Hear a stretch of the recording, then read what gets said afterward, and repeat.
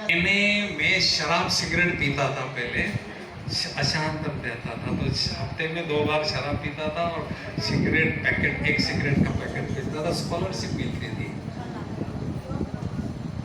ಅಣ್ಣ ಅವರು ಮುಂಚೆ ಈ ಸಾರಾಯಿ ಕುಡಿಯೋದು ಮತ್ತೆ ಸಿಗರೆಟ್ ಸೇದೋದೆಲ್ಲ ಮಾಡ್ತಿದ್ರಂತೆ. ಯಾಕಂದ್ರೆ ಅವ್ರಿಗೆ MSc ಓದ್ತಿರುವಾಗ ಸ್ಕಾಲರ್ಶಿಪ್ ಸಿಗ್ತಾ ಇತ್ತಂತೆ. ಅದರ ಸಂಘದೋಷದಲ್ಲಿ ಆ ಥರ ಮಾಡ್ತಿದ್ರು. तो मेरी को आदत थी ड्रिंकिंग स्मोकिंग की, तो मुझे छूट नहीं रही थी। लेकिन मैं कोर्स किया, 7 डेज कोर्स किया। 7 डेज कोर्स मैंने 21 दिन तक किया। बहुत प्रश्न पूछता था, डेली 1 घंटा सेंटर पर जाता था, बहुत प्रश्न पूछता था। लेकिन 15 दिन के बाद में मुझे ऐसा अनुभव किया कि कोई शक्ति मेरे पर काम कर रही है और उस शक्ति की मदद से मेरी शराब सिगरेट ऑटोमेटिक छूट गई। मैंने सोचा यहाँ कोई शक्ति है। ಅಣ್ಣ ಅವರು 21 ದಿವಸ ಕೋರ್ಸ್ ತಗೊಂಡ್ರಂತೆ. ಆ 21 ದಿವಸ ಕೋರ್ಸಲ್ಲಿ ಅವ್ರಿಗೆ ಅನುಭವ ಆಯ್ತಂತೆ, ಯಾವುದೋ ಶಕ್ತಿ ನನ್ನಲ್ಲಿ ಕೆಲಸ ಮಾಡ್ತಾ ಇದೆ. ನಾನು ಈ ಸಾರಾಯಿ ಕುಡಿಯೋದು ಮತ್ತು ಬೀಡಿ ಸೇದೋದು ಇವೆಲ್ಲ ಆಟೋಮೆಟಿಕ್ ತಾನಾಗಿ ಬಿಟ್ಟೋಗುತ್ತೆ. यहाँ कोई शक्ति है, ऐसा मुझे अनुभव हो गया। तो उन्होंने कहा माउंट आबू में भगवान आए हुए हैं, उनको मिलना चाहे तो मिल सकते हैं। उसके लिए 4 नियम है, सत्संग, दिव्य गुण, ब्रह्मचर्य, धीरज। मैंने कहा सब कुछ करूंगा लेकिन तुम्हारा भगवान छोड़ूंगा नहीं मैं। तो 1 साल मैंने पूरा नियम पालन किया और 73 में पहली बार माउंट आबू में गया। हिस्ट्री हॉल ही उस समय था और कोई दूसरा हॉल नहीं था। तो नागपुर से 105 लोग गए थे। तो मेरी उम्र 22 साल की थी। तो बाबा की मुरली चली। मुरली के बाद बाबा से पर्सनली सबको मिले। तो मैं बाबा के सामने ही बैठा था पर्सनली। तो मुझे अनुभव हो गया कि ये भगवान है। चेहरे से इतना चमक आ रही थी, इतनी पावरफुल, इतना प्यार मिल रहा था। तो ऐसे ये भगवान है, ये मेरा बाप है, ऐसा मुझे अनुभव पहली बार उस दिन हो गया। ನಾವು 1973ರಲ್ಲಿ ಮೊದಲನೇ ಸಲ ಮಧುವನ್ಗೆ ಹೋದ್ರಂತೆ. ಅವಾಗ ಅಣ್ಣ ಅವರಿಗೆ ಇದೇ ಅನುಭವ ಆಯ್ತಂತೆ. ಇವರೇ ನನ್ನ ತಂದೆ, ಇವರೇ ನನಗೆ ಆ ಅನುಭವ, ಆ ಶಕ್ತಿ ಕೇವಲ ಹಿಸ್ಟ್ರಿ ಹಾಲ್ ಮಾತ್ರ ಇತ್ತು. मुझे 100% विश्वास हो गया ये भगवान है, बस मेरा बाप है। तो मैंने पिताजी को बताया, माताजी को बताया। पिताजी हंसने लगा, भगवान कोई रास्ते पर पड़ा है क्या, इतना सस्ता मिलता है क्या? मैंने कहा देखो मैं छोड़ने वाला नहीं हूँ। ये ब्रह्मा कुमारी संस्था बहनों की संस्था है। अगर कल कुछ ऊपर में चल जाए तो मैं जिम्मेदार नहीं हूँ।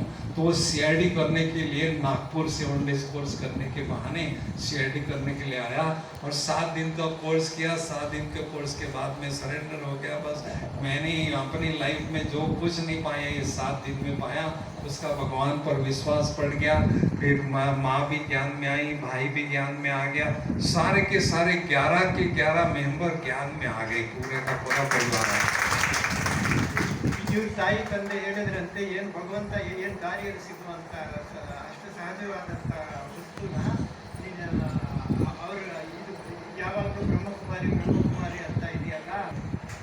तो मैं कॉलेज में जॉब कर रहा था, लेक्चरर का जॉब किया मैंने 1.5 साल तक किया। लेकिन मेरा कोई रिस्पॉन्सिबिलिटी नहीं थी, इंटरेस्ट भी नहीं था। तो पिताजी को बोला इस यूनिवर्सिटी में जैसे मैं आगे गया ऐसे इस यूनिवर्सिटी में भी मुझे आगे जाना है, बाबा की यूनिवर्सिटी में। इसलिए सरेंडर होने की इच्छा हो गई। तो पिताजी को पूछा तुमको 2 बच्चे हैं, एक तुम अपने पास रखो, एक भगवान को दे दो। बोले ठीक है जाओ, तुमको जो करना है करो। तो उसने छुट्टी दिया। तो 76 से फिर मैं मधुबन में ही रहने लगा। ಅಣ್ಣ ಅವರು 1 ವರ್ಷ ಲೆಕ್ಚರರ್ ಆಗಿ ಕೆಲಸ ಮಾಡಿದ್ರಂತೆ. ಅಣ್ಣ ಅವ್ರಿಗೆ ಇಚ್ಛೆ ಇತ್ತಂತೆ, ನಾನು ಇದು ಭಗವಂತನ ಕಾರ್ಯದಲ್ಲಿ ಸಮರ್ಪಿತ ಆಗಬೇಕು ಅಂತ. ಅವ್ರ ಮನೆಯಲ್ಲಿ ಅವ್ರು ಒಪ್ಕೊಂಡಿಲ್ವಂತೆ. ಅದಕ್ಕೆ ಅಣ್ಣ ಅವ್ರಿಗೆ ಹೇಳಿದ್ರು, ನಿನಗೆ 2 ಮಕ್ಕಳಲ್ವಾ, 2 ಗಂಡು ಮಕ್ಕಳಲ್ವಾ, 1 ಮಗುನೊಬ್ಬ, ಇದು ಭಗವಂತನ ಕೊಡೋಕ್ಕೆ ನಿಮ್ಗೇನು ಕಷ್ಟ ಅಂತ. ಆವಾಗ ಅವರು ಒಪ್ಕೊಂಡ್ರಂತೆ. ಆಯಿತು ನೀನು ಸಮರ್ಪಣೆ ಆಗಬೇಕಂದ್ರೆ ಹೋಗಿ ಅಂತ. ಆವಾಗ ಅಣ್ಣ ಅವರು ಮಧುಬನ್ನಲ್ಲಿ 1976ರಲ್ಲಿ ಬಂದು ತಮ್ಮ ಜೀವನವನ್ನು ಬಾಬಾ ಸೇವೆಯಲ್ಲಿ ಸಮರ್ಪಣೆ ಮಾಡಿದ್ರು. प्रकाश मणि दादी मना कर रही थी, मैं तुमको रखने वाली नहीं हूँ। 3 बार मुझे कहा मैं तुमको रखने वाली नहीं हूँ। मैंने कहा ब्रह्मा के संस्था की चीज बोलने के बाद में तो कोई बात खत्म। लेकिन मैंने कहीं सुना 8 घंटे योग का चार्ट है, 90% थॉट लेवल प्यूरिटी है, तो आप किसी के भी संकल्प को चेंज कर सकते हैं। तो मैंने 8 घंटे का चार्ट बनाया और 90% प्योरिटी का थॉट लेवल प्योरिटी को मेंटेन करने का पुरुषार्थ किया और सारी रात जागकर प्रकाश मणि दादी पर योग का प्रयोग किया।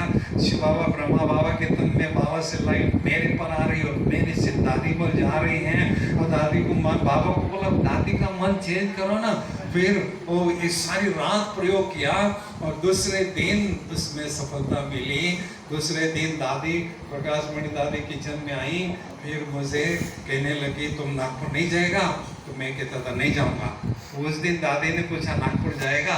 मैंने कहा दादी आप जैसे बोलेंगे वैसे मैं करूंगा। मैं मानेगा? आप बोले हाँ मानेगा। तो बोले तुम यहीं रहो, बस मैं तुमको छुट्टी देती हूँ। तो तब से फिर उधर ही रहने लगी।